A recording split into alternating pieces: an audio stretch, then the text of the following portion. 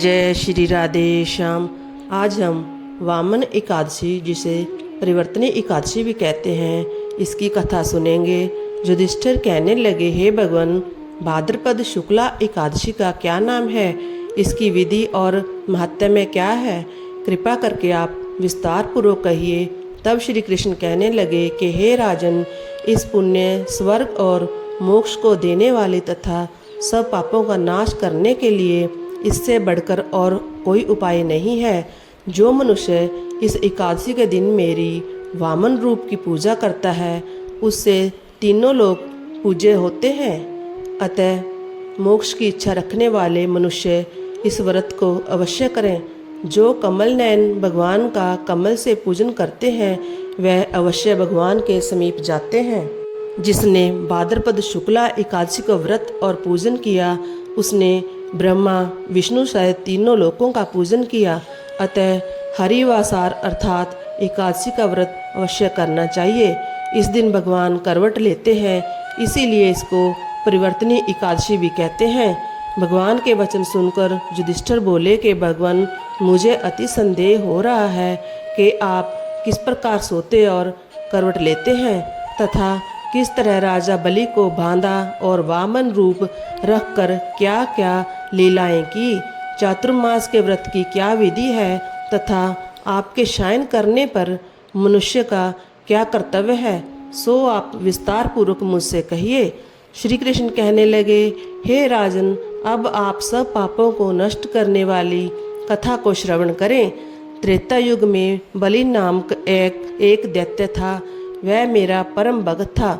विविध प्रकार के वेद सूक्तों से वह मेरा पूजन किया करता था और नित्य ही ब्राह्मणों का पूजन तथा यज्ञ भी करता था।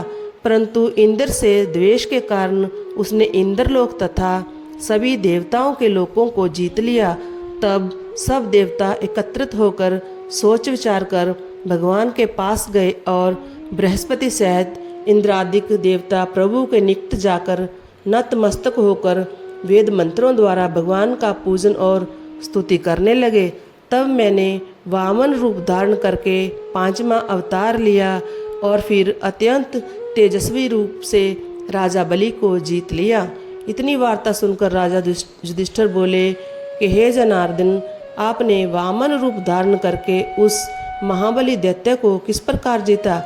श्री कृष्ण कहने लगे, मैंने वामन रूपधारी ब्रह्मचारी बालक ने बलि से 3 पग भूमि की याचना करते हुए कहा, ये मुझको 3 लोक के समान है और हे राजन, यह तुमको अवश्य ही देनी होगी।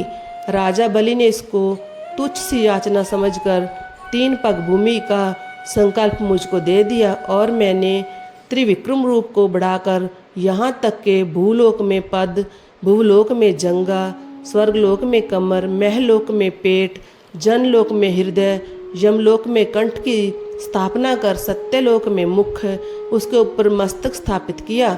सूर्य, चंद्रमा आदि सब ग्रह, योग, नक्षत्र, इंद्रादिक देवता और शेष आदि सब नागगणों ने विविध प्रकार से वेद सूक्तों द्वारा प्रार्थना की। तब मैंने राजा बलि को हाथ पकड़कर कहा कि राजन, एक पग में पृथ्वी, दूसरे से स्वर्गलोक पूर्ण हो गया, अब तीसरा पग कहाँ पर रखूं?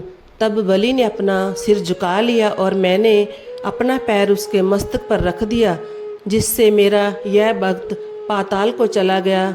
फिर उसकी विनती और नम्रता को देखकर मैंने कहा कि हे बलि, मैं सदैव तुम्हारे निकट ही रहूँगा।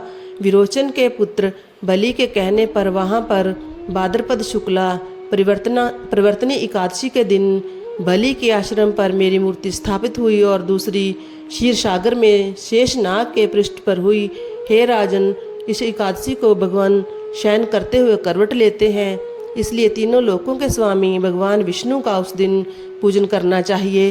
तांबा, चांदी, चावल और दही का दान करना उचित है। रात्रि को जागरण अवश्य करना चाहिए। जो विधि पूर्वक इस एकादशी का व्रत करते हैं, वह सब पापों से मुक्त होकर स्वर्ग में जाकर चंद्रमा के समान प्रकाशित होते हैं और यश पाते हैं। जो मनुष्य इस पापनाशक कथा को पढ़ते या सुनते हैं, उनको 1000 अश्वमेध यज्ञ का फल प्राप्त होता है। इस प्रकार एकादशी महत्व का 20वां अध्याय समाप्त हुआ। जय जय श्री राधे श्याम। बोलो एकादशी मैया की जय।